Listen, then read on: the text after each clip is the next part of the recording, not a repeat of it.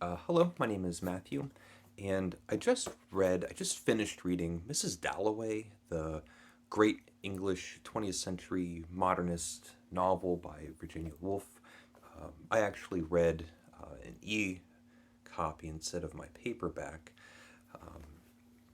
And my first, most obvious overall impression of the novel is just how indescribably, outstandingly beautiful the writing is in this book. It's some of the most beautiful writing that you can find in any genre, any form, any time period in the English language. It's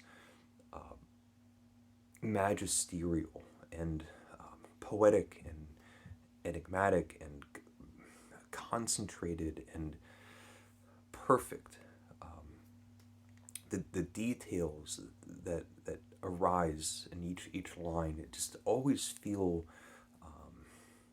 chiming and rhythmic and exactly where they need to be.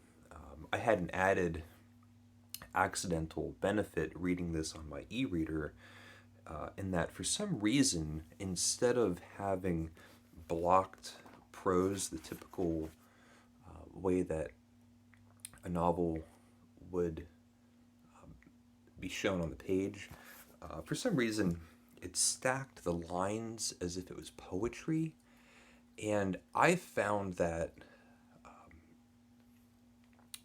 to give such a great additional emphasis on how poetic this novel maintains itself throughout the whole of the work. And I'll read a few passages, but I want to start with nearly a random selection just to show how beautiful and poetic the language in this work is.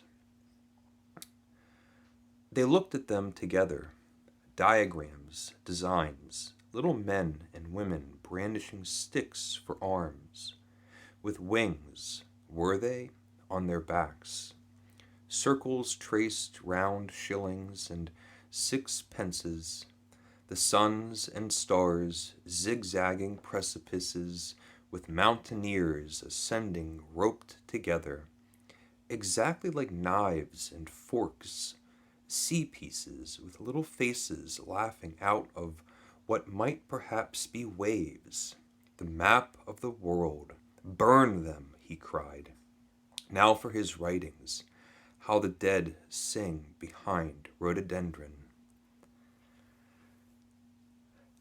Just luxurious, purple, honest, heartfelt poetry shot through into a novel. And so this is the day in the life of Mrs. Dalloway. It has that really great beginning, that first line where Mrs. Dalloway decides to get the flowers for herself because she's throwing a party. And we're going to spend the day with Mrs. Dalloway, and we're going to spend the day in her mind and in the minds of the people around her, and in a kind of larger consciousness. The novel is also going to spend in the mind of the current events and the news of the time and the atmosphere and the feel of the time. We have this, instead of a roving eye, it's like this roving brain moving along from person to person and transitioning in and out of these characters living this rather mundane, nearly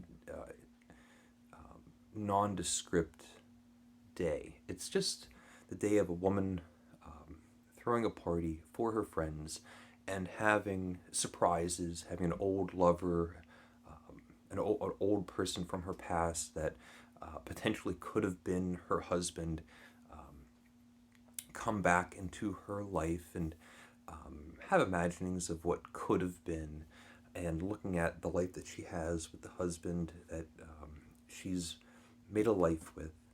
Um, and we spent her going through the day, going around London, doing her shopping, running around, meeting friends, bumping into acquaintances, um, people from her past, and spending time with those people and how they also see Mrs. Dalloway. And of course, there is a novel that is a good either comparison or counterpoint to Mrs. Dalloway, which is Ulysses by James Joyce, another 20th century modernist novel where we spend the day in the life of Leopold Bloom. And Ulysses, of course, is modeled after the Odyssey by Homer.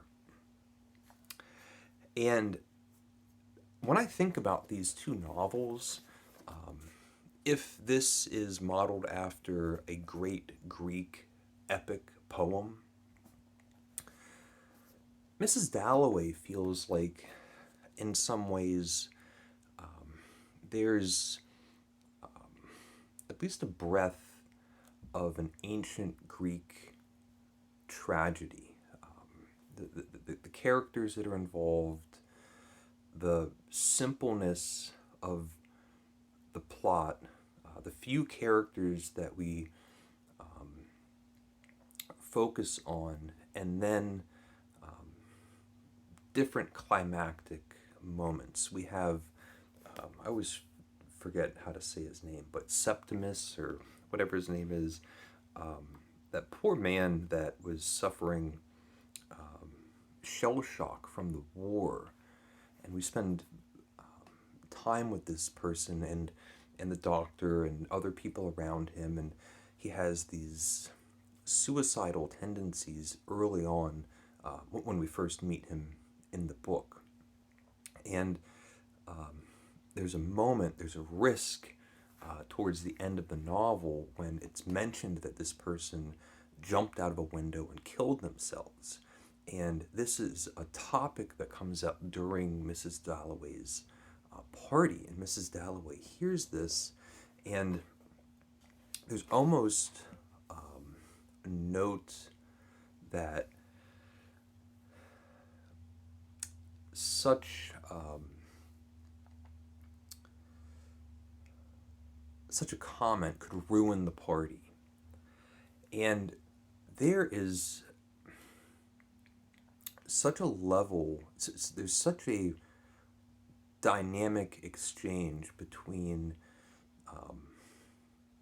big ideas, important aspects of the world that we live in, life and death, and then the trivialness, the quotidian, everyday things that we do, just the mundane details of an ordinary time in someone's daily life. And when we have this roving brain moving around from all of these characters, seeing these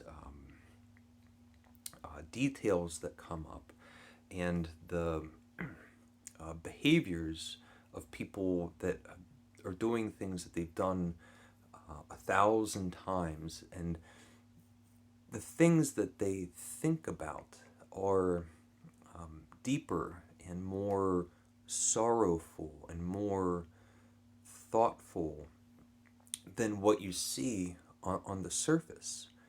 Going out to buy flowers, getting ready for a party, running into old loves or good friends or people that got away. There's a value in the life that we live.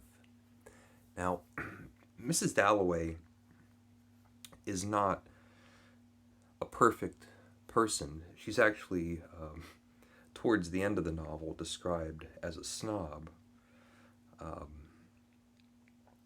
But all of these characters are imperfect, and everyone that we meet has their own limitations.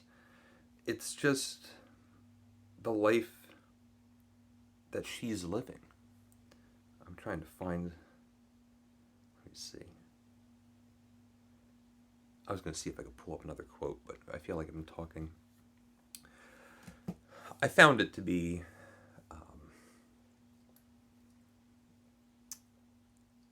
quite engaging, and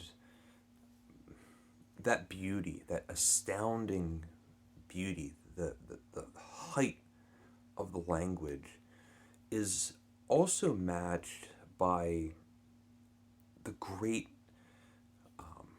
human characters, the psychological insight that we get with not only getting into the mind of somebody, but seeing how these minds breathe together. For a novel that takes place in the span of a day, I was also quite aware and also quite impressed with the pacing of the novel. Right dead center, in the middle of the book, Big Ben, the great English bell tower clock. Big Ben strikes noon. And I was reading on my e-reader and took a moment to look at the page, and it's just right halfway in the book. And throughout the book, we get clocks and chimes and kind of auditory, sensory clues or examples that the day is passing. And there's other examples as well, but I loved the chiming. I thought that was quite brilliant to have additional sensory input to let us know how the day is moving along. And so, yeah, I found it to be beautiful and sad, quite thought-provoking. Mrs. Dalloway by Virginia Woolf. It's one of my favorite novels, certainly one of the most beautiful novels that I've ever read in the English language. Let me know if you've read it. Let me know what your thoughts are on the book. I just finished it a few moments ago, so really just an immediate reaction. So thank you for watching. Please leave a comment if you would like. Thank you and take care.